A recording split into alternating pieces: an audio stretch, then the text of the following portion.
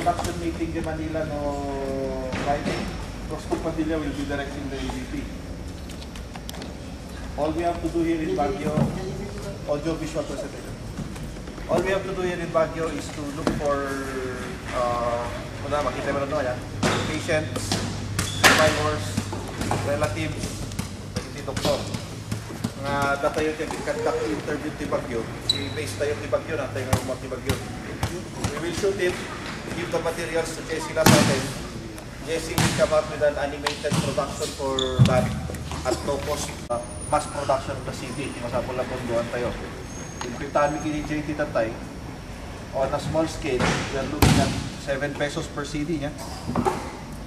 Times, kasi ano kalawa yung network of distribution na kayo. Nagkaroon debate di Manila whether to have it in Baguio only or to distribute the information nationwide.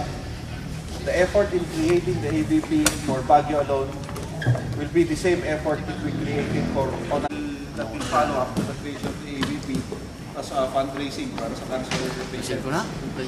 Yung fundraising medyo baka hindi matutuloy. Yan. Check mo ako ng mga bandar mo. Anong oras na mapakyat? Saan ka ba? Nauna tayo ng discussion na ito yun. Text mo ko ng mga bandar mo.